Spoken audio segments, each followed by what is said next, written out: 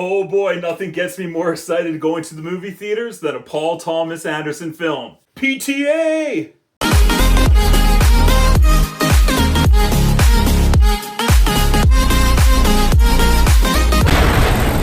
One battle after another.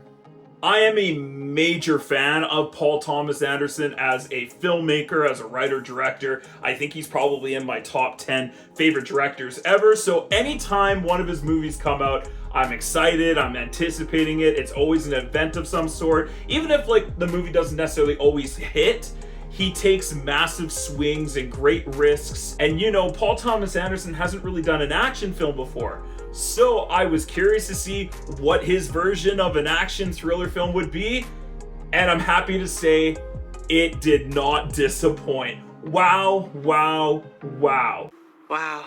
This is an incredible film. I couldn't believe how invested I became. Like, this movie starts off like a firecracker, and it just goes. It's continuous. It is so much fun. And even though the material is dark at times, just the ride itself is so enthralling. When a movie is this well made by this kind of director with this cast and this source script material, I mean, you can't help but love it. Like, it was so awesome. I mean, first of all, the directing is impeccable. It's maybe Paul Thomas Anderson's best, and that's saying a lot. I mean, this is the guy who had directed Boogie Nights, Punch Drunk Love, There Will Be Blood, Magnolia, and most recent with Licorice Pizza. I mean, this is a man who's got a pretty damn good filmography. He's kind of almost like a Quentin Tarantino, where this is a man that takes time and really dedicates to putting things very kinetic and full of energy on screen that just crackle and pops with excitement. The narration crackles and pops with incendiary wits.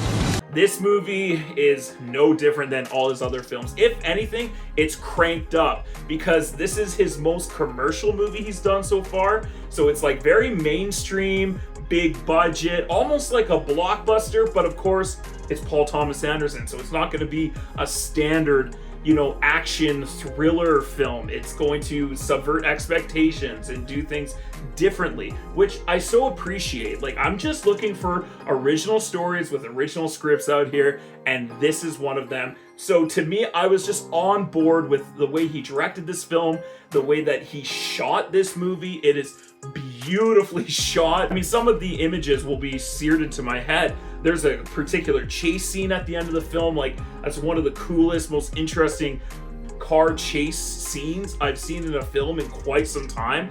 Blew my mind how good this movie looked. It's my kind of movie. It's you know, it's this like political thriller action film, and it's a simple story, but it's told in such a cool, inventive way.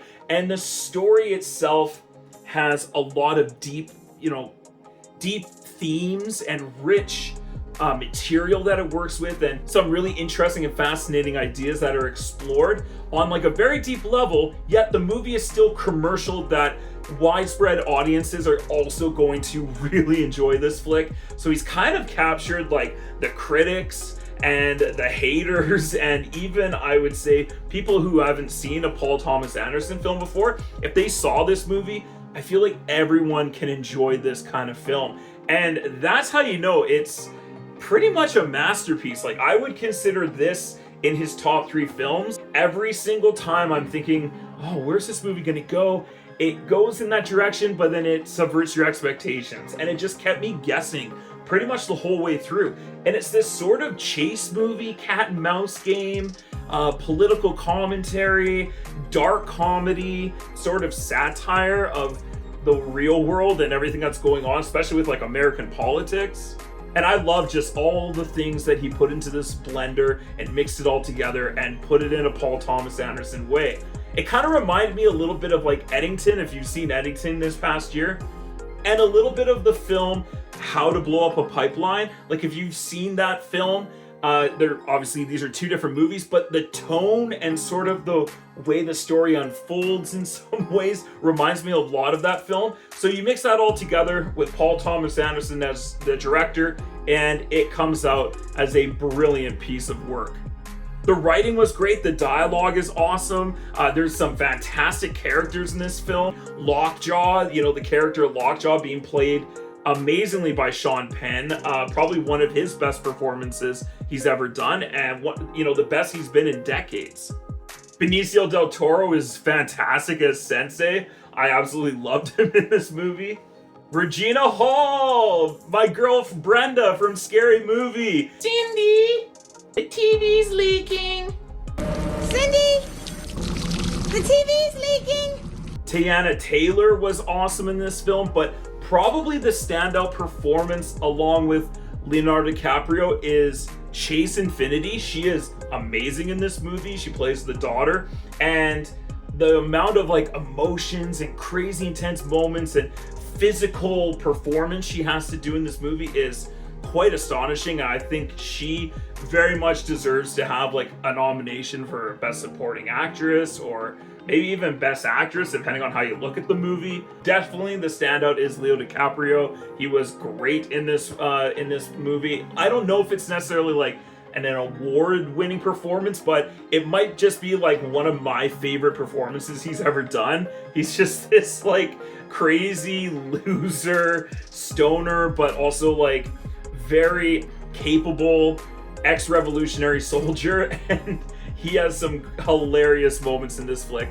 had me laughing out loud in the theater. It sort of reminded me of not The Wolf of Wall Street, because that's a different kind of movie, but that sort of performance where it's just outrageous at times. He is so good in this flick. The pacing of this film is just spot on. I was in my seat, thrilled 95% of this movie. My legs were shifting and twerking around because I was just so nervous at moments and so excited at the same time too. So I thought the pacing of this film really worked. Like I already mentioned, the comedy in this movie hits home runs multiple times in this flick.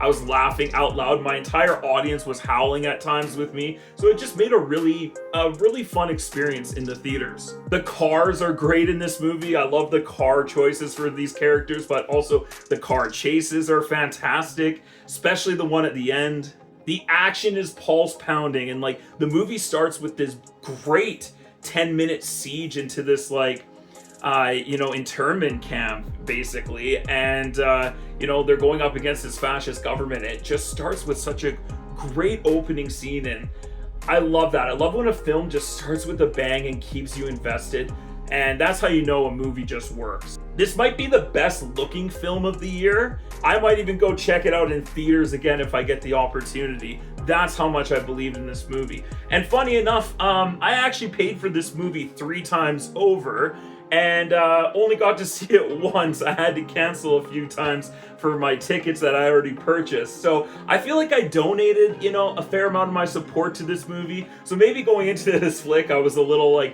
biased. I was I've already invested in this movie, so it better be good. But ultimately, just trying to be as unbiased as I can, this movie is amazing. I think everyone should go check it out, especially if you can see it on the big screen. This is the movie to go see on the big screen this year. Probably this one and F1. Also, the music and the soundtrack in this movie is so pulse pounding and extremely stressful and also hypnotic at the same time. I loved what they did with the soundtrack to this film. Just amazing work. Bravo. There's a few scenes in the film where they could have trimmed down a little bit.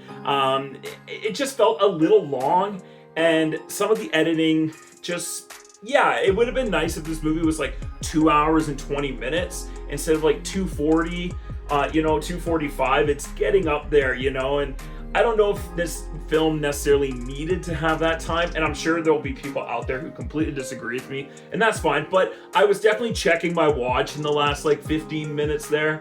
I'm not saying that I didn't love how the movie wrapped up, because I thought it was a fantastic ending, but it still could have just done a little bit of tweaking in the editing room. But that's it. That's my one complaint about this film, and it's so minor. It doesn't stop this movie from being, I think, what is one of his masterpieces. So I'm gonna go ahead and give One Battle After Another an A+.